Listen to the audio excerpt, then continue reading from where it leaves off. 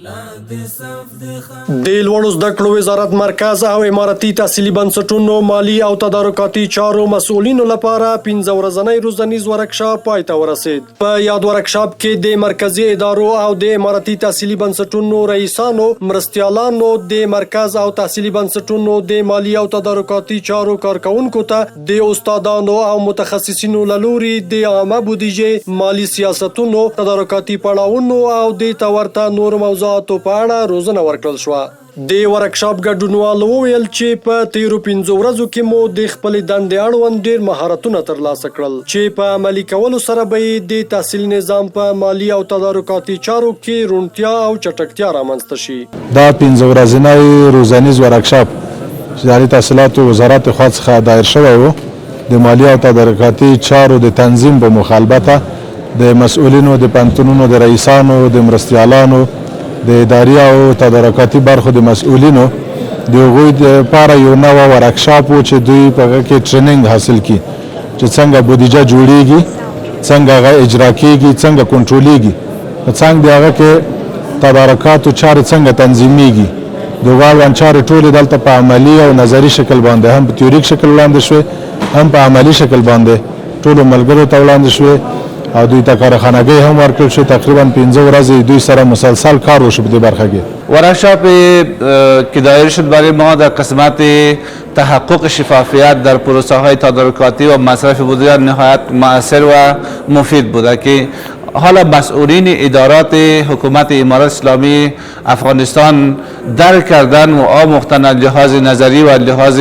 به شکل پرکتیک که ما چگونه بتانیم در قسمت مصرف بودجه، مصرف قانونمند بودجه و آوردن شفافیت در این پروسه از او استفاده بکنیم تا هیچ نوع مشکل سکتگی در قسمت شفافیت، آوردن شفافیت و تحقق شفافیت به وجود بیاید. د سیمینار کې یا ورکشاپ کې کوم څه زده سول هغه ډېر زیات مهم دي. اوس نو وروسته له دې نه هر معاون صاحب پوهېږي چې زه د پوهنتون په بودیجه کې خپله خاصه بودیجه لرم او د دې خاصې بودیجې نه د استفادې هغه طرز درته معلوم شو. معاون صاحبان د مالي ادارې په دې پوه شول چې تدارکاتي پلان باید څه وخت جوړ شي، څنګه جوړ شي او په دې کې باید د چا نه مشوره واخیستل شي او د دې نه څنګه استفاده وشي. رئیس صاحبان په دې باندې پوه شول چې د دې تدارکاتي پلانونو یا د دې ټولو پلانونو د دې د تطبیق نه څنګه څارنه وشي. په ورکشاپ کې ماشاءالله موږ ډېر څه زده کړل په مالي او تدارکي چارو کې. تر یو حده پورې چې له ملګرو سره نابلدتیا وه، له هغو سره موږ اشنا سو او داسې تدارکاتي چارې څنګه پر مخ بوتلی سي او څنګه بودیجه ترتیب سی او څنګه په صحیح توګه سره بودیجه مصرف سی او په بودیجې په ترتیب کې کوم خنډونه یا بیا د هغو خنډونو ازاله په څه طریقه باندې وکولی سي. دغه امور اوسې موږ تر یو حده پورې په هغه باندې پوه سو. د وزارت له مشرتابه او درنې رهبرۍ څخه ډېره زیاته مننه کوو چې دغسې یو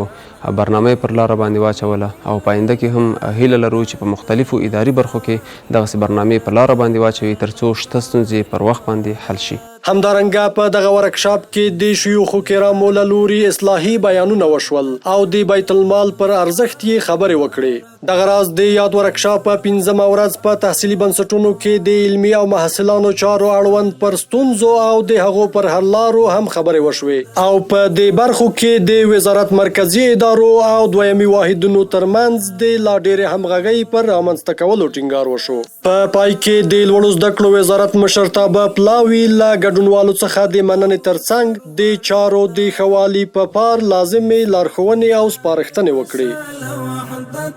در نظر امارت در نظر